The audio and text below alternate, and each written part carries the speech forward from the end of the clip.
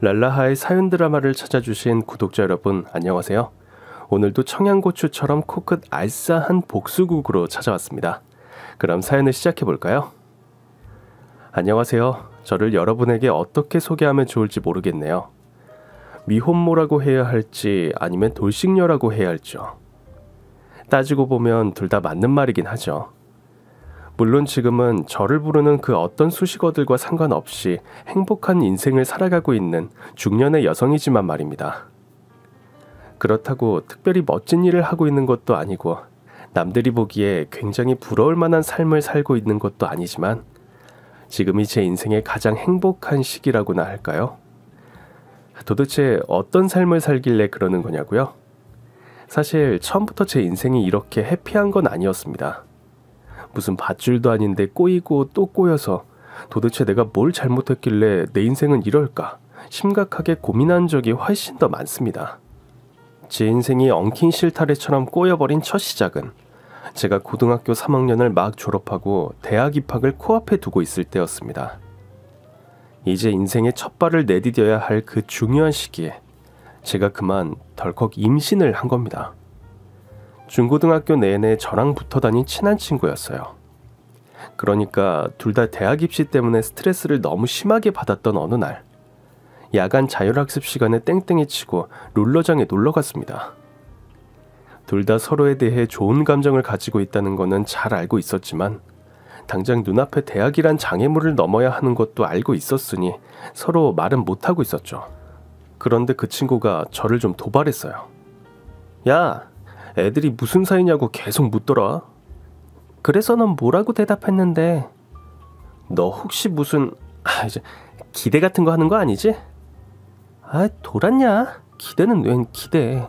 그냥 뭐라고 했냐고. 뭐라긴. 너랑 나는 같이 어깨동무하고 목욕탕에 가도 아무 느낌 없는 사이라 그랬지 뭐. 뭐? 솔직히 그 말에 좀 자존심이 상했어요. 갑자기 어디서 그런 오기가 생겼는지 제가 그 아이 입술에 뽀뽀를 했죠. 그런데 그 짧은 순간에도 그 애가 제 뒤통수를 확 잡아채서 떨어지지 못하게 하는 거예요. 그래서 그날 둘 다 무슨 정신인지도 모르고 인생의 첫 경험을 했던 겁니다. 하지만 정말 임신이 될 줄은 까맣게 몰랐어요. 저희는 철저한 성교육을 받은 학생들이었다고요. 제 생리 주기상으로도 안전했다고 생각했는데 뭔가 착각을 했었나 봅니다. 뭐 어쨌거나 중요한 건 제가 임신을 했다는 거죠. 대학 입학도 하기 전에 말입니다. 요즘이야 고등학생들이 아이 낳기르는 그런 프로그램도 있긴 하던데 그때만 해도 그게 가당키나 한 일이었을까요? 대낮에 날벼락 맞을 일이라고만 생각했죠. 그러니 그 어린 나이에 얼마나 고민이 됐겠습니까? 처음엔 혼자 고민하다가 이건 혼자 끙끙 앓을 일은 아닌 것 같아서 머리를 맞대자고 그 녀석한테 얘기를 했습니다. 그런데 그 녀석 첫마디가 뭐였는지 아세요? 너 나 말고 또 그런 남자 있지? 뭐? 너 지금 뭐라고 그랬어? 내가 잘못 들은 거지? 아니, 나한테도 네가 먼저 키스했잖아. 닥쳐라, 싸다고 맞기 싫으면. 어떡할 거야. 지금 그래서 너 만나자고 한 거잖아. 야, 솔직히 까놓고 얘기해서 우리 인생 아직 시작도 안 했는데 너 망치고 싶어? 그 새끼가 뭐라고 짓거리는지 잘 이해가 되지 않았어요. 아이를 낳는 건 인생을 망치는 일인가요? 그렇다면 우리를 낳은 부모님의 인생은 어떻게 설명할 수 있는 거죠? 우리 실수로 생긴 애는 우리가 야, 솔직히 그게 무슨 애냐 지금? 내가 어떻게 해서라도 돈은 마련해 볼 테니까 지워. 나쁜 놈. 애가 무슨 담벼락에 쓴 낙서냐? 지우긴 뭘 지워. 그럼 어떡할 건데? 조금만 더 생각해 보자. 부모님들께도 혼날 땐 혼나더라도 솔직히 얘기하고 의논 드리는 것도 방법이고. 야, 나 쫓겨나. 우리 집에서. 나 3대 독자야. 너만 귀한 자식 아니야. 3일 후에 다시 만나. 하지만 3일 후 그놈은 연락 두절. 집으로 찾아가 보기도 했지만 그놈 부모님은 이미 이 사실을 들으신 게 분명했어요. 저를 집에도 안 들여보내고 현관 앞에 세워놓고는, 안에서 거는 걸쇠 걸고 문 쬐끔 열어놓고는 다신 오지 말란 말만 하더군요. 그러다 어느 날은 다른 사람이 튀어나오대요. 그 사람들 이사 갔다면서요. 온 집안이 야반도주 한 거 있죠. 그렇다면 제가 또 그 노력의 가상함은 인정해 드려야죠. 어쩔 수 없이 저는 저 혼자 모든 결정을 해야 했어요. 지가 저지른 일 책임도 안 지고 또 그런 걸 자식이라고 싸고 도는 그 새끼 부모님도 생각하면 어이가 없었지만, 그런 인간들이라면 애저녁에 여기서 인연 끊어진 걸 다행으로 여기자고 생각했습니다. 네, 저는 그 어린 나이에도 불구하고 혼자서라도 아이를 낳겠다고 결심한 거였어요. 물론 저희 부모님은 반대하셨죠. 실은 저희 집은 엄청 가난했기 때문에 저 대학 등록금도 제대로 못 해줄 정도였고, 저는 대학을 가도 장학금을 받거나 아르바이트라도 해서 집안에 한 푼이라도 보태야 하는 형편이었거든요. 엄마가 나 그렇게 약한 애로 안 키웠잖아. 아빠가 나 어디 가서 주눅들지 않는 아이로 키웠잖아. 평소에도 부모님은 제가 하는 선택에 대해선 스스로 책임을 질 줄 알아야 한다고 가르치셨어요. 물론 이런 일이 생길지 모르고 하셨던 거겠지만 다시 한번 저를 믿어주시겠다고 하셨습니다. 오히려 맘 편히 아이를 낳자고 얘기할 수 있는 형편이 아닌 걸 저한테 미안해 하실 만큼요. 결국 저는 대학교 1학년 여름방학 혼자 씩씩하게 아이를 낳았어요. 다행인지 그 새끼를 닮은 구석은 눈꼽만큼도 없이 머리카락 한 올부터 새끼 발톱까지 모두 저를 닮은 아들이었습니다. 세상 다 가진 것처럼 행복하다는 표현 있잖아요. 그게 이럴 때 쓰는 거라는 걸 그때 알았어요. 부모님도 나를 가졌을 때 이런 마음이었겠구나 이해할 수 있었고요. 정말 예쁘게, 똑똑하게, 맑고 밝게 키우고 싶었습니다. 그런데 정말 현실은 지독하더군요. 제 아이가 돌이 되던 해, 원래도 좋지 않던 집안 형편이었지만 아빠가 실직하고 엄마마저 허리를 다쳐 더 이상 식당 일을 하실 수 없게 됐어요. 그나마 제가 학교 가거나 아르바이트 할 땐 아이를 같이 봐주셨는데 이제 그마저도 도와주실 수가 없게 된 거죠. 저는 학교를 그만두려고 했어요. 지금 대학 졸업장이 중요한 게 아니라고 생각했으니까요. 하지만 엄마가 눈물을 흘리며 저를 설득하셨습니다. 제발 그러지 말자. 엄마도 너한테 이런 얘기까지 하고 싶지 않은데 내가 너한테 제일 미안한 게 뭔지 아니? 넉넉하게 못 해준 거야. 늘 미안했어. 그래서 엄마가 가난하게 애를 키운다는 게 어떤 건지 너무 잘 알아. 넌 네 인생을 포기하면서라도 얘 잘 키우고 싶겠지. 당연해. 근데 네가 걔 엄마이듯이 나도 네 엄마야. 난 네가 중요해. 엄마가 알아보니까 입양 가는 애들이 더 좋은 환경에서 잘 자랄 수 있다더라. 엄마 얘기가 듣기 싫었어요. 그런데 한편으론 어쩜 저도 버거워하고 있었는지도 모릅니다. 20대 초반 한창 파릇파릇할 나이에 학교 가고 아이 키우고 돈 벌고 쉬운 일은 아니었으니까요. 제가 차마 입 밖으로 꺼내지도 못할 얘기를 엄마가 대신 해준 건지도 몰라요. 아니라고 믿고 싶지만 제가 엄마 말에 설득당한 걸 보면 결과적으로는 그런 거죠. 그렇게 아들을 미국으로 입양 보내던 날, 아직 말도 제대로 못하던 아이가 저를 보며 해맑게 웃었어요. 울어도 시원찮을 판에 마치 자기는 괜찮다는 듯 지금껏 보지 못한 환한 웃음을 웃었다고요. 아이를 안고 차에 오르는 입양기관 직원을 잠깐 불러세워 저는 아이의 목에 목걸이를 하나 걸어줬습니다. 직접 쓴 편지도 아이 옷 속에 넣었어요. 그리곤 여러 번 당부했어요. 꼭 이 목걸이를 아이가 간직할 수 있도록 해달라고요. 나중에 아이가 커서 글을 읽을 수 있게 되면 제 편지도 꼭 읽을 수 있게 해달라고요. 그 약속이 지켜지지 못할 수도 있다는 걸 알고 있었지만 어쩌면 제 마음 하나 편하자고 그렇게라도 했던 거겠죠, 저는. 아이에게 준 목걸이는 저 어릴 때 놀이공원에서 엄마가 저한테 사주신 거였어요. 새 모양의 조약돌로 된 목걸이였는데 엄마는 제 목에 그걸 걸어주시면서 그러셨어요. 새처럼 자유로운 아이야 너는. 꼭 그런 아이가 될 거야.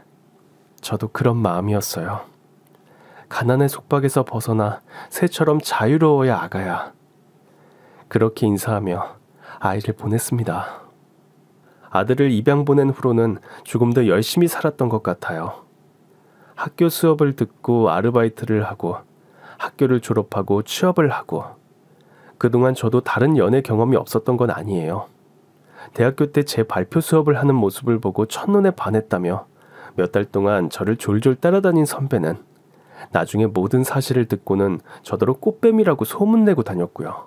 결혼 정년기 때 자기는 아무런 상관도 없다며 결혼하자던 남자는 막상 제가 결혼하자고 했더니 지 부모님 마음 아프게 하고 싶지 않다며 헤어지자대요.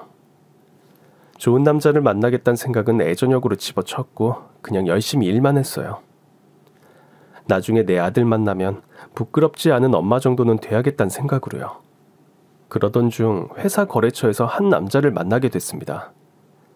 평소 일 때문에 밥을 몇 번 같이 먹고 술을 마신 적도 있죠.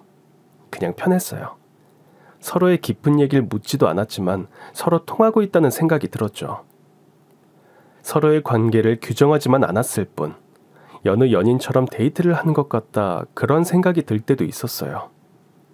그런데 하루는 그 남자가 먼저 얘기를 꺼내더라고요. 현주 씨가 너무 좋은 사람인데 나는 그렇지가 않아서 조금 조심스러워요. 왜요? 뭐가 그렇고 뭐가 그렇지 않은데요. 저 현주 씨랑 잘해보고 싶어서 솔직하게 얘기하는 거예요. 나는 결혼한 경험이 있고 중학생 아들도 키우고 있어요. 어렸을 때 아니다. 이렇게 얘기하면 아들한테 너무 미안하고 아무튼 애엄마는 아이 낳고 못 살겠다면서 그냥 도망가서요. 저 다 아는데요. 알고 있어요? 그런데도 괜찮았어요? 나랑 만나는 거? 그 자리에서 저 역시 지난 일들을 모두 얘기했습니다. 아들을 입양 보냈던 얘기까지도요. 이제 우리는 서로에게 숨기는 것 하나 없는 그런 사이가 됐죠. 서로의 사연이 비슷했기 때문에 오히려 더 잘 이해할 수 있었던 것 같아요. 내 아픔을 보듬어 줄 수 있는 사람이 여기 있었구나. 그런 믿음이 생겼고 그래서 결혼하자는 남편의 제안을 받아들이기로 했습니다. 결혼 전에 충분히 남편의 아이와 친해질 시간을 가지고 싶기도 했지만 생각보다 결혼이 급무쇠를 타고 진행되는 바람에 미처 그렇게 하지 못했던 게 좀 아쉬웠습니다. 결혼식은 정말 간단히 양가 부모님들만 모시고 했어요. 남편이 이미 한 번 경험이 있기 때문에 일가 친척들이나 주위 사람들을 다시 초대한다는 게 아무래도 마음에 걸렸겠죠. 물론 저는 결혼식을 한 번도 해본 적이 없었지만 남편의 그런 마음은 충분히 이해했습니다. 그렇게 혼인신고까지 마치고 남편이 살던 집을 리모델링해 신혼집을 꾸렸습니다. 그때부터 저에게 가장 중요한 건 남편의 아들, 아니 이제 제 아들과 친해지는 일이었죠. 중학교 2학년. 왜 북한이 함부로 남침하지 못하는 이유가 우리나라 중이들 때문이라고 우스갯소리도 있잖아요. 지금 한창 예민하고 까칠할 나이라 대하는 게 많이 어려웠던 게 사실이에요. 심지어 한 집에 같이 살면서도 아들은 저랑 눈을 마주치지도 말을 섞으려고 하지도 않았거든요. 그래도 저는 늘 똑같이 아들에게 살갑게 대했습니다. 하지만 제가 어떤 얘기를 해도 어떤 짓을 해도 벽에 대고 외치는 것 같았죠. 돌아오지 않는 메아리랄까. 하루는 학원 가기 전에 먹으라고 차려둔 밥상을 쳐다보지도 않고 그냥 나가는 걸 남편이 목격하고는 혼낸 적도 있었어요. 너 이 자식 지금 뭐하는 행동이야? 여보 그냥 둬요. 지금 제일 힘든 건 성훈이야. 아무리 그래도 그렇지. 평소에 쟤 당신한테 이렇게 대하는 거야? 아니야. 그런 거 아니니까 제발 시간을 주자고요 쟤한테. 어떻게 피 한 방울 안 섞인 모르는 사람을 하루아침에 가족으로 인정하겠어요. 게다가 한창 사춘기, 예민할 나이에 말이에요. 아들은 여전히 저한테 냉담하게 굴었지만 서운하다고 생각해 본 적은 없어요. 오히려 소식도 모르는 제 아들과 비슷한 또래인 아들에게 제 아들에게 못해준 것까지 잘해주고 싶었죠. 그게 제 아들에게 용서를 구하는 일이라고 생각했어요. 성훈아, 어제 아빠가 너한테 화낸 거는 내가 대신 사과할게. 착한 척 오지네. 뭐라고? 가식 떨지 말라고요. 소름 끼치니까. 그래. 네 눈엔 내가 가식 떠는 것처럼 보일 수도 있어. 그래도 때가 되면 내 진심 알게 될걸? 너 그때 되면 엄청 후회한다 너. 아주 지랄을 하세요. 성훈아, 아무리 내가 미워도 어른인데 그런 말은 좀 그렇다. 좀 더 예쁜 말 해주면 안 될까? 듣기 싫으면 말을 걸질 말든가 귓구녕을 쳐막든가. 중2병. 말만 들었지 솔직히 좀 무서울 정도였습니다. 말 한 번 잘못 섞었다가 아주 식은땀을 줄줄 흘렸습니다. 아들이 하는 말, 행동 하나하나가 가슴에 콕콕 와서 박혔어요. 모두 상처가 됐지만 제가 상처를 받을지언정 아들에게 똑같은 상처를 주고 싶지 않아 참고 또 참았습니다. 저를 엄마라고 부르길 바라는 건 언감생심. 눈이라도 한번 마주쳐줬으면 좋겠다 하는 게 어느새 제 소원이 될 정도였다니까요. 아들이 저한테 말을 거는 순간이 있긴 있었어요. 학원에서 전화 오면 어제 집에 일 있었다고 좀 해주세요. 뭐? 그게 무슨 소리야? 너 학원 어제 안 갔어? 할 거예요, 말 거예요. 무슨 일인지를 알아야 하든 말든 하지. 됐어요. 안 할 거면 꺼지시든가. 남편 몰래 수습해야 될 일이 생긴다든가. 저기 10만 원만 주세요. 10만 원은 왜? 그거 그냥 주기에 꽤 큰 돈인 거는 너 알아? 짜쳐. 그딴 소리 씨부릴 거면 관두시든가. 남편한테 말 못할 돈이 필요할 때만 저에게 말을 걸었죠. 그러면 안 된다는 생각이 마음 한켠에 있었지만 그렇게라도 해서 이 아이가 나한테 마음을 열 수 있다면 하는 헛된 바람으로 저는 그럴 때마다 아들의 요구를 들어줬습니다. 그러다 답답해지면 늘 저와 속 깊은 얘기를 나누던 친구의 식당으로 찾아가 한참 하소연을 하기도 했어요. 너 그러지 마. 네 아들이라고 생각한다며. 그래, 내 아들이라고 생각한다니까 진짜로. 근데 너 만약 네가 진짜 엄마였잖아? 그럼 걔 등짝을 후들겨 패도 팼겠지. 왜 그걸 다 수습해 주겠니? 그런가? 진짜 엄마면 잘못할 땐 혼낼 줄 알아야지. 무조건 오냐오냐 다 받아주면 어쩌자는 거야. 근데 그랬다가 혹시 나를 더 미워하게 될까 봐. 어머, 너 혹시 걔 무서워하니? 에이, 무섭긴. 애 잘못되는 걸 엄마들이 가만 내버려 두겠니? 잘 생각해봐. 소리도 치고 혼도 내고 말 안 들으면 매로 다스려야지. 친구의 얘기를 들은 후 저는 더 마음이 복잡해졌습니다. 잘한다고 노력하는데도 제가 뭔가 잘못하고 있는 건가 그런 생각도 들었어요. 그 와중에 남편은 우리 둘 사이에 아이를 갖고 싶어 했어요. 그건 좀 아닌 것 같아 여보. 왜? 우리 둘 사이에 그러지 못할 무슨 문제라도 있어? 문제가 아니라 성훈이가 있지. 우리 애 생기면 성훈이 마음이 괜찮을까? 그 생각 해봤어 당신? 나는 또 지금처럼 성훈이한테만 올인할 수 있을까? 내가 아무리 다짐하고 또 다짐해도 그렇게 되지만은 않을걸. 그럼 성훈이는 거기서 또 상처받겠지. 우리 성훈이만 키우자, 응? 결국 남편도 성훈이의 마음까지 헤아리는 저에게 고마워했고 아이 얘기는 없었던 일로 하기로 했습니다.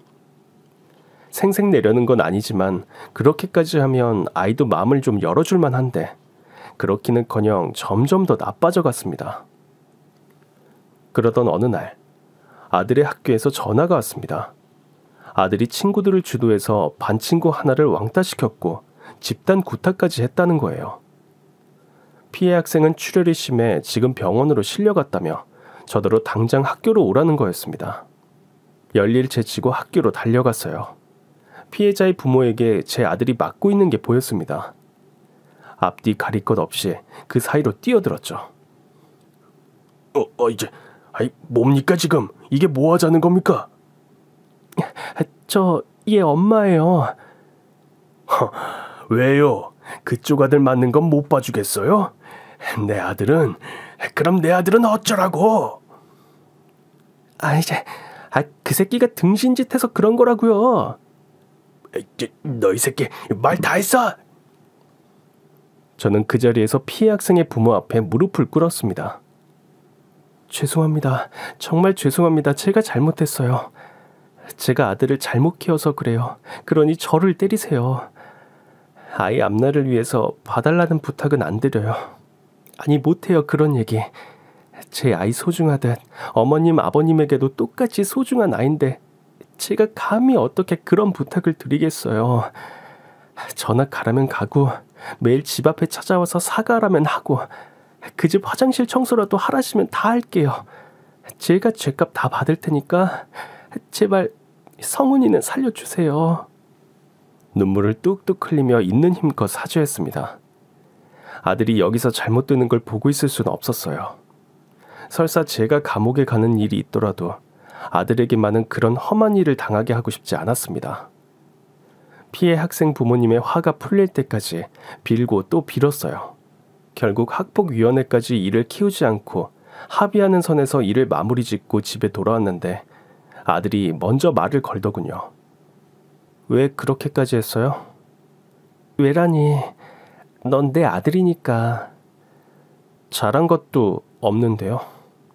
잘하든 못하든 세상 어느 부모가 자식 잘못되는 걸 그냥 눈뜨고 지켜보겠어. 내가 죽으면 모를까? 나 눈뜨고 있는 한은 절대 못 그러지. 그냥 솔직한 마음을 얘기했습니다. 더 이상 아무 말 없이 책상에 앉아 등을 보이길래 좀 쉬라고 하고 방문을 나서는데 미안해요. 차갑지만 따뜻한 아들의 사과에 저도 모르게 쌓였던 서러움이 다 녹아내리더군요. 아들이 이렇게 될 정도로 힘들어했을 수도 있겠다는 생각에 오히려 더 미안한 마음까지 들었습니다. 몇 년 후 아들은 대학생이 됐고 언제부터인진 정확히 기억나지 않지만 저를 엄마라고 부르기 시작했어요. 긴 노력 끝에 아들의 마음을 돌리는 데 성공했다고 믿었죠. 정말 기뻤어요. 다른 가족들처럼 평범하게 외식도 하고 같이 여행도 다니면서 더할 나위 없이 행복했습니다. 굳이 티는 내지 않았지만 아들에게 너무 고마운 마음에 이전보다 훨씬 더 잘해주려고 노력했죠. 그런데요. 어느 날부턴가 아들은 또 이상해지기 시작했어요. 성훈아, 이번 주말에 엄마 전시회 갈 건데 같이 갈래? 제가 뭐하러요? 아빠 돈으로 돈지랄 하고 싶으면 혼자 하세요. 뭐라고? 혹시 엄마가 지금 잘못 들은 거니? 귓구녕에 솜 처박은 거 아니면 제대로 들은 거 맞을걸요? 너무 충격이었어요. 지난 몇 년간 충분히 좋은 관계를 회복했다 생각했는데 아들은 이전보다 더 심한 말로 제 가슴에 비수를 꽂고 있었습니다. 대체 아들에게 무슨 일이 일어난 걸까요? 답답함과 속상함, 궁금함을 이기지 못하고 저는 아들이 술에 취해 깊은 잠이 들어있던 어느 날, 그러면 안 되는 줄 알면서도 아들의 휴대폰을 몰래 확인해 봤습니다. 어떤 단서라도 발견할 수 있길 바라는 마음이었어요. 그런데 아들의 휴대폰에서 놀라운 대화창을 발견했습니다. 저녁은 드셨어요? 아직 먹기 전이야. 너는? 그년이 차려준 밥 먹기 싫어서 좀 이따 나가서 먹으려고요. 맛있고 영양가 많은 걸로 사 먹어. 내가 해주는 밥이다 생각하고. 네, 엄마 잘 먹겠습니다. 분명 아들은 그 대화에서 상대방을 엄마라고 부르고 있었어요. 심장이 3배는 빨리 뛰기 시작했고 손은 벌벌 떨렸지만 저도 모르게 그 대화의 내용을 보고 있었습니다. 어떻게 된 건지 아들은 자신을 낳아준 친모와 연락을 하며 지냈더군요. 연락 정도가 아니라 자주 만나기까지 하고 있었죠. 아들은 저를 대하는 태도와 달리 친모에게 무척이나 살갑고 다정하게 대하고 있었습니다. 심지어 그들의 대화 내용에는 제 뒷담화도 있었어요. 꽤 많이요. 아니, 아주 많이요. 무슨 이유가 있겠지. 나한테 서운한 게 있는지도 몰라. 몇 날 며칠 대체 왜 이런 일이 생겨야 하는 건지 고민했지만 답을 찾을 수 없었어요. 혹시라도 아들이 또 상처받는 일이 생길까 두려워서 일단 아무것도 모른 척 예전처럼 아들을 대하려고 했지만 그러기엔 아들의 악행이 점점 더 심해져 갔습니다. 돈 좀 해줘봐요. 아빠 몰래 한 2천만 원만. 2천만 원? 지금 엄마가 잘못 들은 건 아니지? 왜 그렇게 큰 돈이 필요할까 우리 아들? 토 쏠리니까 친한 척 좀 하지 마시고요. 나 사고 쳤으니까 지금 입금, 현금으로, 오케이? 이렇게 저에게 적지 않은 돈을 요구한 일도 두어 번 있었죠. 그때 알아봤어야 했는데 그때도 저는 미쳐서 아들을 포기하지 못하고 결혼 전 제가 열심히 모아둔 비자금을 털어 아들이 원하는 돈을 다 해줬습니다. 그런데 어느 날 궁금해 미칠 것 같은 마음에 다시 한번 아들의 휴대폰을 보다가 놀라운 사실을 알게 됐어요. 그동안 저한테 사고 쳤다고 하고 가져간 돈, 그거 다 지 친모한테 갖다 바쳤더군요. 피가 거꾸로 솟는 기분이었어요. 자고 있는 아들을 깨워 따져 물었습니다. 너, 네 엄마란 인간 언제부터 만났어? 그걸 당신이 어떻게 알아? 당신? 우리 엄마한테 엄마란 인간이라고 씨부리는 건 괜찮고 내가 당신한텐 당신이라고 하는 건 기분 나빠? 어떻게 알았냐니까. 설마 내 휴대폰 봤어? 와, 인성 쓰레기네. 우리 아빠 휴대폰도 몰래 보나? 의부증 이런 거 있으셔? 내가 오죽하면 그랬겠어. 왜 남의 휴대폰을 보고 지랄이냐고. 도둑이야? 강도야? 남이사 엄마랑 연락을 하건 만나건 같이 살건 당신이 뭔데 이래. 피 한 방울도 안 섞인 주제. 배신감, 그 말로도 표현이 안 되는 감정이었습니다. 이후로는 예전처럼 아들을 대할 수 없었어요. 당연히 아들은 저를 무슨 벌레 취급하듯 했고 저 역시 아들에게 서먹해졌죠. 남편도 그 즈음엔 우리 둘 사이에 둔감해져서 아마 그런 변화가 있는지도 몰랐던 모양이었고 저도 구구절절 설명하고 싶지 않았습니다. 그 일이 있은 후 몇 년간 아들이랑은 말도 몇 번 안 섞은 것 같아요. 집에 잘 들어오지 않기도 했고요. 이제 다 큰 성인인데 들어오거나 말거나 어디 가서 술을 먹고 쓰러져 있거나 아님 지 친모 집에 가서 자겠지 생각하고 신경 쓰지 않으려고 노력했습니다. 애써 더 나쁘게 생각했어요. 그렇게 또 몇 년이 흘렀을까. 나가서 한동안 연락이 없던 녀석이 갑자기 집에 와서는 결혼을 한다고 하더라고요. 너무 갑작스럽다 얘. 어떤 여잔지 어떻게 만났는지 그래도 얘기를 좀 해주면 좋겠는데. 아줌마는 아줌마 할 일이나 하세요. 남의 일에 신경 끄시고요. 역시나 아들은 변한 게 없었습니다. 그래도 이제 결혼을 하겠다고 하니 끝까지 제 할 도리는 하자고 마음먹었어요. 너무 갑작스런 일이라 걱정도 됐지만 남편은 지도 가정이 생기면 제 마음을 눈꼽만큼이라도 이해해 줄 거라며 저를 위로했어요. 그럴 수도 있겠다는 쓸데없는 바람도 가져봤네요. 네, 제가 바보였죠. 그렇게 당해놓고도 그런 멍청한 생각을 하다뇨. 뭐부터 어떻게 해야 하나. 저 혼자 아들의 결혼을 준비해보기도 했습니다. 그러던 어느 날 식당을 운영하는 친구에게서 전화가 왔습니다. 얘, 너 지금 뭐 하는 거야? 뜬금없이 무슨 소리야? 니네 집 식구들 지금 우리 식당에서 상견례 하는데? 네 아들 결혼한다고 왜 말 안 했어? 뭐? 너 사람 잘못 본 거 아니야? 얘, 네가 나한테 네 아들 사진을 얼마나 보여줬는데 내가 쟤를 못 알아봐. 네 남편은 또 어떻고? 일단 기다려. 내가 지금 당장 갈게.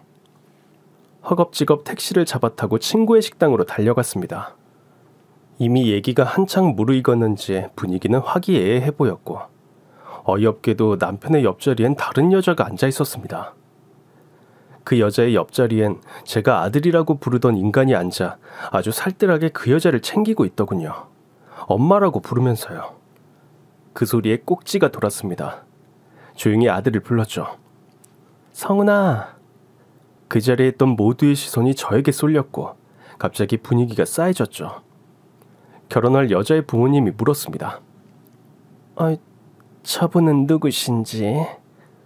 저 신경 안 쓰셔도 돼요. 저희 집 일 도와주는 아줌마예요. 아, 그러시구나. 그런데 어쩐 일로 여기까지? 아니, 우리가 가족처럼 대해주니까 가끔 저렇게 오버하세요. 아무리 그래도 아줌마, 이건 오버한 것 같은데? 여기가 무슨 자리인 줄이나 알고 왔어요? 순간 머릿속이 하얘져서 도움이라도 청해볼까 남편을 쳐다봤지만 기가 막히고 코가 막히죠. 남편은 이 사태를 어떻게 해볼 생각도 없어 보였고 심지어 제 눈을 피하기만 하더군요. 저랑 잠깐 얘기 좀 해요. 아니, 넌 됐고 난 저 인간이랑 얘기 좀 하고 싶은데 당신 좀 나오지? 글쎄 잠깐 좀 나오라니까. 남편이란 인간 뭐라고 짓거리는지 좀 들어보고 싶었는데 아들 새끼는 저를 막무가내로 끌고 나갔어요. 그리고는 한다는 소리가 그동안 병신짓 하시느라 고생한 건 알겠는데요. 이쯤 되면 우리 인생에서 좀 꺼져 주시죠. 뭐? 그게 너 나한테 할 소리야? 딱 보면 상황 파악 안 되시나 지금? 아빠도 당신한테 마음 떠난 거 우리 엄마랑 다정한 거 안 보이냐고. 충격은 점점 더 커져갔습니다. 하지만 신기하게도 그럴수록 제 정신이 점점 맑아져 가더군요. 좋아, 내가 꺼져줄 테니까 이유는 좀 알자. 너 버리고 책임 못 지겠다고 도망갔던 네 친엄마 왜 다시 그 여잔데? 언제부터였는데? 그게 궁금하셔? 배알 좀 꼴릴 건데 괜찮으시겠나? 뭐 궁금하다고 하니 내 대답은 해드리지. 우리 엄마요, 나 그렇게 두고 간 거 평생 죄책감에 시달렸대요. 재혼한 남자가 재산 다 엄마한테 물려주고 끽 죽었는데 수중에 돈 좀 들어오니까 그동안 나한테 못한 거 다 해주고 싶어서 나 찾아왔다고요. 자기 발로 먼저. 아줌마는 아줌마 아들 찾을 생각 1도 못했지? 그러니 알 리가 있나, 우리 엄마 마음. 당신은 주제넘게 내 결혼 다시 생각해보라고 했지만 우리 엄마는요, 집 해준다, 신혼여행도 보내준다, 다 엄마가 해주겠다. 뒤늦게라도 우리한테 빚진 거 다 갚고 싶다는데 그럼 어떡해. 피는 물보다 진한데. 안 그래요? 아줌마? 내가 그동안 너한테 한 건 그건 아무것도 아니었니? 오호라, 그거 생색내고 싶어서 그러셔? 그래서 나한테 잘하는 척 위선 떤 거구나. 왜? 우리 엄마 부자 됐다고 하니까 당신도 눈이 돌아? 어떻게 앞에다 몇 푼 찌끄러드려? 얼마면 됩니까? 난 이대로는 못 물러선다. 아무것도 포기 못해. 아니 아줌마, 제발 부탁 좀 합시다. 남의 앞길 막지 마시고요. 아줌마, 나 이 결혼 꼭 해야 될 걸랑요? 알아들었으면 좀 꺼져 주시죠. 저도 더는 말 한마디도 섞고 싶지 않아 그냥 가려고도 했습니다. 그런데 몇 발자국 걸어가다 보니 도저히 분통이 터져서 안 되겠더라고요. 다시 발걸음을 돌려 상견례장으로 다시 돌아갔습니다. 저를 발견하고 시겁하는 남편의 머리끄댕이를 잡아챘죠. 대머리였는데 가발이었는데 제가 너무 분해서 그 사실을 깜빡했었네요. 아무튼 남편의 가발을 내동댕이 치고 저는 소리쳤습니다. 제가 얘 키운 엄마입니다. 저 여잔 얘 버리고 도망간 여자고요. 이 인간들이 그런 저한테 무슨 짓 하는지 어떻게 사돈 양반이 되실 뻔했던 분들 좀 들어보실래요? 이제 닥치지 못해. 이게 어떤 자리라고 너 같은 년이 감히. 누가 할 소리. 네가 무슨 자격으로 이 자리에 앉아있어 뻔뻔하게. 상견례장은 순식간에 아수라장이 됐어요. 상대방 가족은 도대체 어떤 게 진짠지 모르겠다며 이 결혼 다시 생각해봐야겠다는 말을 남기고 자리를 박차고 나갔습니다. 아들, 아니, 그 새끼가 그걸 보더니 저한테 지랄을 하더군요. 네가 뭔데 나서서 일을 망쳐? 왜 내 인생을 망치냐고, 이 또라이 같은 년아. 지 화를 못 이겨 정신줄을 거의 놓은 그놈이 손을 들어 저를 치려는 찰나 저 역시 죽기 살기로 덤빌 준비를 하고 있는데 그만하시죠. 누군가 그놈의 지랄을 막아섰습니다. 사람을 때리는 게 아니다라고 배웠어요. 동방예의지국 아닙니까? 한국. 아이 뭐야 이 자식은.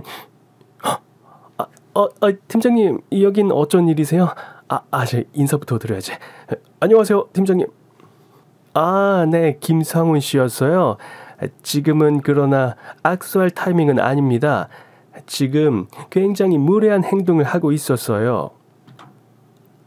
보셨군요. 그런데 오늘은 그럴 만한 일이 좀 있었어요. 저 여자가 아주 중요한 자리를 회방 나가지고요. 글쎄 난 잘 모르겠습니다. 다음에 말하시죠. 다행인지 불행인지 일촉즉발의 6탄전 직전 잠시 휴전 상태가 됐습니다. 하고 싶은 말 듣고 싶은 얘기 많았지만 이젠 그나마 남아있던 정도 뚝 떨어져서 단 한순간도 그 인간 말종들이랑 같은 공간에 있고 싶은 마음이 없어서 그냥 나와버렸습니다. 그런데 식당 문을 나오자마자 다리에 힘이 풀리고 저도 모르게 울음이 나왔어요. 억울하고 분했겠죠.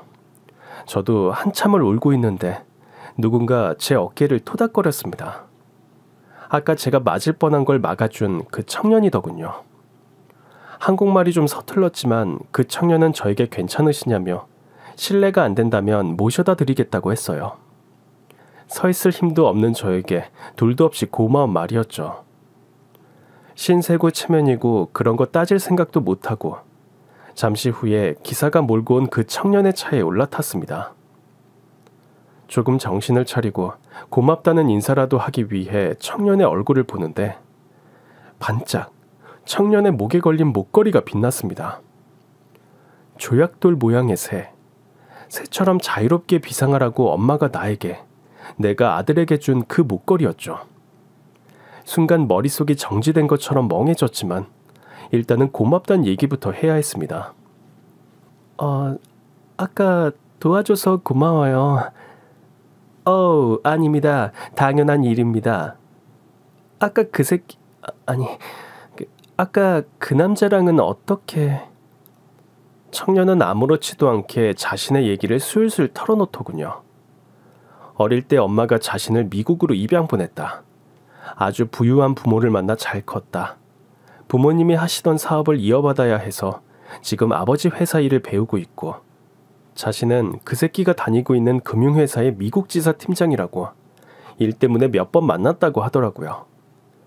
업무차 한국에 잠깐 들어왔는데 반가운 얼굴이 보이길래 인사를 하려다가 본의 아니게 다 듣게 됐다고요. 제가 아는 게 싫으셨다면, 실례했다면 사과합니다. I'm sorry. 아니에요. 제가 오히려 고마운데요. 그런데 저 혹시 한 가지 물어볼 게 있는데 그 목걸이 이거는 우리 친엄마 나 입양 가기 전에 주신 겁니다. 기록? 기억하라고? 엄마가 원망스럽진 않았어요? No. 엄마 편지 읽고 엄마가 어쩔 수 없었다는 걸 알고 있어요. 언젠가 엄마를 만나게 되면 엄마 방식의 사랑이었던 거 이해한다고 말해주고 싶습니다. 절 위해서 한 겁니다. 네, 맞아요. 그 남자는 놀랍게도 제가 어릴 적 입양 보낸 제 친아들이었습니다. 믿을 수 없는 이 상황에 전 정신을 놓고 미친 듯 오열하고 말았어요. 아무 말 없이 한참을 우니 아들이 먼저 조심스레 묻더군요. 혹시 왜인지 물어도 됩니까? 저는 대답 대신 평소 지갑에 넣어 다니던 아들의 마지막 모습을 찍은 사진을 꺼내 아들에게 보여줬습니다. 입양 가던 날 찍은 사진이었죠. 아들의 목에 지금과 똑같은 목걸이가 걸려 있었습니다. 갓, 이럴 수가. 그럼 당신이 내 mom? 엄마? 정말 믿을 수가 없습니다. 사실 한국에 오게 된 것도 엄마를 만나고 싶어서였습니다. 가능성은 낮겠지만 같은 하늘 아래에 만날 수 있지 않을까. 오늘 이 식당에 오고 싶었던 것, 그런 얘기를 듣게 된 것, 다 엄마를 만나기 위해서였습니다.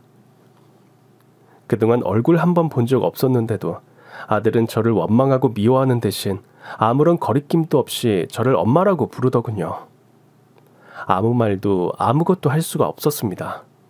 그저 평생을 그리워했던 아들의 손을 꼭 잡고 품에 꼭 안아주는 것 밖에는요. 당연하게도 저는 남편이란 작자에게 이혼을 선언했어요. 꼬라지도 보기 싫어 톡으로 했습니다. 정신없는 와중이었지만 그 인간이 전 부인과 저 몰래 만났던 증거도 다 모았어요. 그걸 코 밑에 들이밀었죠. 니놈 회사에 더러운 소문 퍼지게 소송까지 갈래? 아니면 그냥 조용히 입 닥치고 도장 찍을래? 찍소리도 못하고 도장 찍었죠. 후레자식만도 못한 그 아들놈 역시 당연하게도 여자 쪽에서 파혼을 요구했답니다. 사기 뭐 그런 걸로 위자료까지 요구했다죠. 좀 망해봐야 정신을 차리지. 더 뭐 좀 할 거 없나 생각하는데 제가 그렇게까지 할 필요도 없더군요.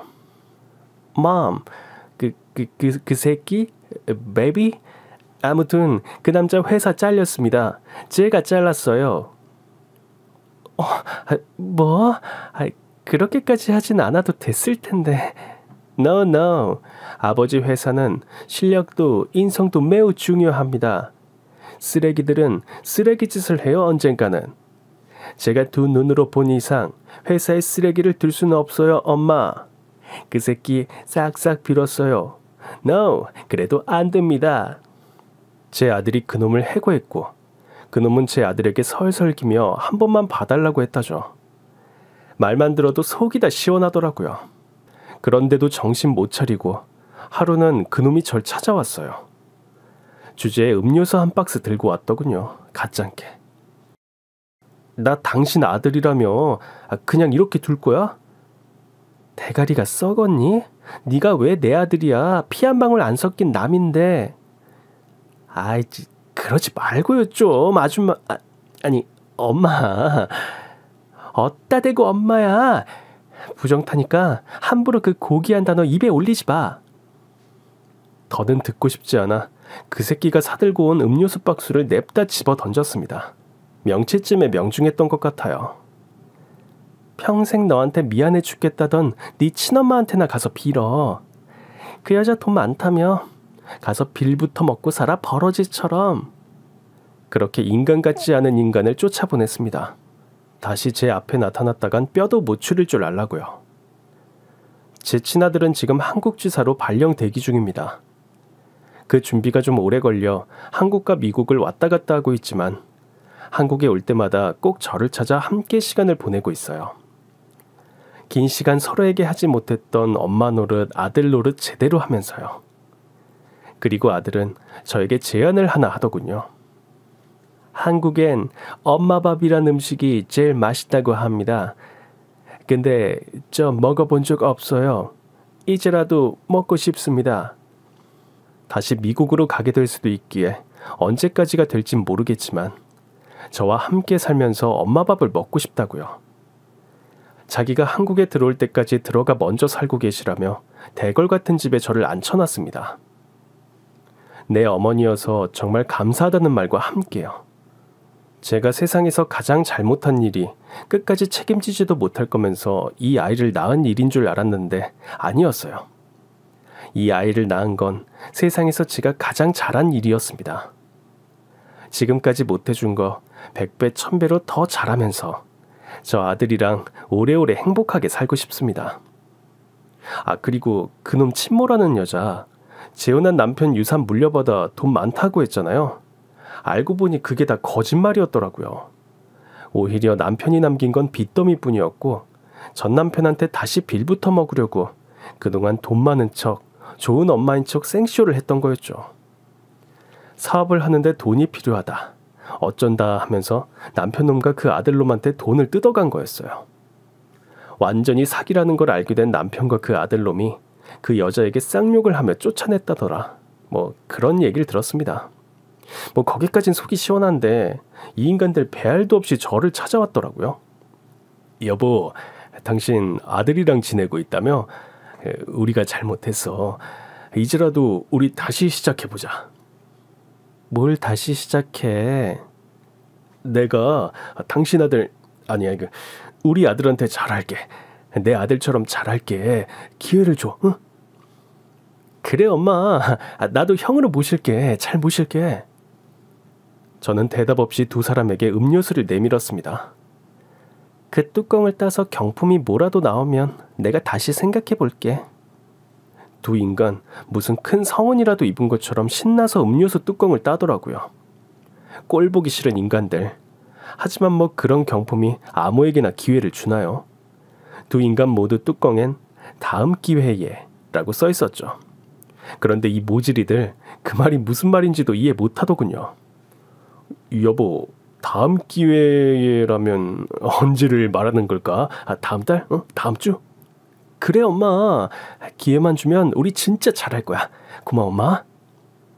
지랄 연병들을 하세요. 나처럼 착하게 살았던 사람한테나 지금처럼 다음 기회가 주어지지. 니들 같은 인간은 다음 기회 뜻도 모르지? 꽝이잖아 꽝. 니네 인생은 지금까지도 앞으로도 꽝일 거라고 꽝. 알아들었으면 꺼져주시죠? 꽝님들. 그보다 더한 말도 하고 싶었지만 행복한 제 삶에 더 이상 오물 묻히기 싫어 거기까지만 하고 쫓아보냈습니다. 하루하루가 너무 행복합니다. 지옥인 줄 모르고 지옥 속에서 살았던 지난 삶을 다 보상받는 기분이에요. 아들에게 그동안 못한 거 다 갚으며 오래오래 좋은 엄마 노릇 할 겁니다. 아들이 방금 퇴근했는데 배고프다며 엄마 된장찌개 먹고 싶다네요. 그럼 전 이만 아들 밥상 차려주러 가야겠습니다. 제 얘기 들어주신 여러분 모두 감사하고요. 행복하세요. 구독자 여러분, 오늘 얘기 재밌으셨나요?